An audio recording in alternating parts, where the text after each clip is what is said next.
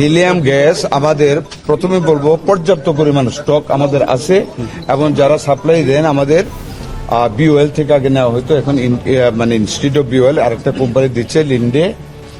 আমাদের কোনো অসুবিধা এখন পর্যন্ত আমরা ফিল করি না। বাট এই গ্যাসটার সম্বন্ধে একটা কথা বলি, যদি বেশি বেশি লোডশেডিং হয় তাহলে এটা ঘনত্ব কমে যায়। এই গ্যাসটার ঘনত্ব কমে গেলে মানে আপনার এমআরআই মেশিনে এবং যারা এজমা রোগী বেবিরা তাদেরকে যে একটা দেওয়া হয় এক্ষেত্রে ডিস্টার্ব হবে এবং ফেটাল হইতে পারে। কাজে আমরা এই ব্যাপারে সম্পূর্ণ কনসাস।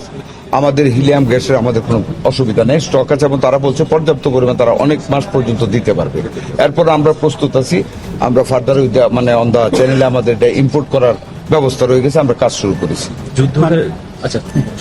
যুদ্ধের প্রভাবে যে চিকিৎসার ক্ষেত্রে আমাদের কোন কোন ক্ষেত্রে ব্যাহত হওয়ার আশঙ্কা কাছাকাছি? এখন একটা কথা বলি, যুদ্ধ এমন একটা জিনিস সারা বিশ্বব্যাপী এটা নাড়া দিয়ে দিছে।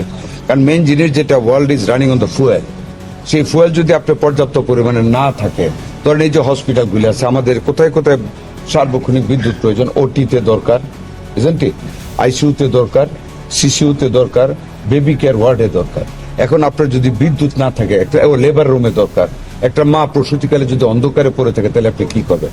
সেইখানে আমরা ডিজেলের জন্য হেলথ মিনিস্ট্রির জন্য আমরা এক্সট্রা একটা মজুত রাখার জন্য আমরা খনিজ আমাদের ওই রেসপেক্টিভ মন্ত্রণালয়ে আমরা অলরেডি রিকোয়েস্ট করেছি মিটিংয়ে, in a wide meeting chaired by our honourable prime minister, আমাদের জন্য সেই মজুতটা রাখা হবে। এক, দুই নাম্বার হলো ইনকেস যদি এরপরে যদি কোনো ফুয়েল ক্রাইসিস হয়, আমরা ডিজেলটার মজুত বাড়িয়ে আমরা জেনারেটর রাখতেছি।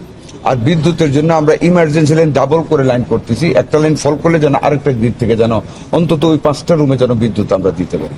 আর বিদ্যুতের সাশ্রয় ব্যবহার আমরা সকল হসপিটালে মন্ত্রণালয়ের সব জায়গায় আমরা এনশিওর করতেছি, যাতে করে বিদ্যুতের ঘাটতিটা কম হয়, যাতে করে জেনারেটরের উপর আমরা নির্ভরশীল না হতে হয়। আপনারা দেখতে পাচ্ছেন, দেখেন উই অল মানে have to help the government, যে গভর্নমেন্টে থাকুক। এই যে আপনারা দেখেছেন র্যাব যে ধরেছে, এখন এক গ্রুপ মোটরসাইকেলওয়ালা তেল নিয়ে গিয়ে হোল্ড করে খাটের নিচে পরে বেশি দামে বেচার জন্য। ফেব্রুয়ারি মাসে টোটাল যে পরিমাণ ফুয়েল বিভিন্ন পাম্পে সরবরাহ করা হয়েছে, মার্চ মাসে এই পর্যন্ত তার চেয়ে অনেক বেশি ফুয়েল সাপ্লাই করা হয়েছে। কিন্তু দেখা যায় আফটার দা নুন 12টা 1টা পরে কোনো তেল নেই, মানে এইখান থেকে ওইখান থেকে সমস্ত পাম্পে ঘুরে যারা খারাপ লোক তারা এগুলি করে জাতিকে কষ্ট দেয়। They don't have the love for the people.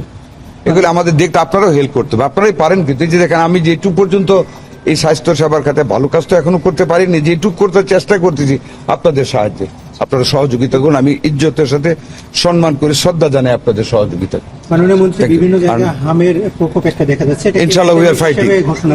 Pandemic ঘোষণা এখনো পর্যন্ত দেখা দিতেও পারে, কারণ আপনারা দেখেন আমি বলি 8 বছর আগে মিজেলসের টিকা দেওয়া হয়েছে, তারপরে কোনো টিকা দেওয়া হয়নি। আমরা অন ইমার্জেন্সি বেসিস 604 কোটি টাকা দিয়ে ইপিএস স্কিমকে বাস্তবায়িত করার জন্য হামের টিকা সহ সকল টিকা আনার জন্য আমরা গত সপ্তাহে পারচেজ কমিটিতে পাশ করেছি, আমরা এটা আনার ব্যবস্থা করতেছি। নাম্বার 1। নাম্বার 2 হলো যেহেতু মিজেলস বেড়েছে, এখন তো টিকা দিলে এটা বন্ধ হবে না। আমরা ডিভিশন হইতে মানিকগঞ্জে আমরা আইসিইউ খুলেছি, যাতে পদ্মার ওই পারে রুগী আসতে ওইখানে রাখতে পারি। রাজশাহীতে সচল করা হয়েছে, প্রত্যেকটা বিভাগীয় হাসপাতালে করা হচ্ছে। আমরা ডিএনসিসির যেটা করোনাকালীন যেটা হসপিটালটা করা হয়েছিল, সেটা আমরা ওয়ার্ড 2টা খুলে ফেলেছি। আজকে কালকে দিয়েছি 20 জন ডাক্তার, আজকে দিব আরো 40 জন ডাক্তার। ওইখানে আইসিইউ আমরা স্টার্ট করেছি। তারপর সংক্রামক ব্যাধি হাসপাতালে করেছি, শিশু হাসপাতালে করেছি। তারপর দেবেন আরো বলি, আমরা প্রাইভেট মানুষও উপকারে এগিয়ে আসছে। আমাদের আরো বেশি ভেন্টিলেটরের দরকার, নিউনেটাল ভেন্টিলেটর 2 বছরের উপরে বেবিদের ভেন্টিলেটর। ইনশাল্লাহ আজকে আমাদের যে কোনো একজন প্রাইভেট ফার্মাসিউটিক্যাল প্রডিউসার আরো 3টা ভেন্টিলেটর আমাদের কাছে দান করতেছেন, আমাদের লোকজন কিনতে গেছেন অলরেডি। আমরা আরো চেষ্টা করবো, আজকে আরো আমাদের অ্যাটলিস্ট এখন আরো 6টা ভেন্টিলেটর ইমার্জেন্সি দরকার বেবিদের জন্য। আশা করি কালকের মধ্যে কালেকশন করে ফেলবো ইনশাল্লাহ। সব জায়গায় চলছে ইনশাল্লাহ। এই 2-3 দিন ধরে আমরা তো অফিসও করতে হয় না, এখন এই যে মিজেলস আছে, ভেন্টিলেটর জোগাড় করতে হয়, আবার মঙ্গলবার থেকে শুরু করবো। এর মধ্যে সন্ধ্যার পরে রেলি আমাদের হসপিটাল ম্যানেজমেন্ট থেকে যা চাষ করে আমি সন্ধ্যার পরে যেতে পারি কোথাও, চলবে এটা কন্টিনিউয়াসলি চলবে। আর এই যে ডাক্তারদের কাছে আমি আপিল করলাম, আর আমাদের এমপিরা এই সপ্তাহ থেকে প্রত্যেক যার নিজ নিজ এলাকার হসপিটালগুলিতে যাবে, ক্লিনিকগুলিতে যাবেন। সিভিল সার্জনদের লোকেশন আমরা মোবাইলে নিয়ে আসছি দেখার জন্য। অনেকে অসত্য কথা বলে আমি আসি নাই, থাকে না তাও বলে আসি। মোবাইলে আমাদের ডিজি সাহেব এখন মনিটর করতেছে। ওনাদেরকে বলা হয়েছে everyday after 40 minutes from the opening of the office একটা না একটা হসপিটাল মানে ভিজিট করতে হবে। চেষ্টা করতেছি, বাকি আপনারা যদি সাহায্য করেন। Thank you.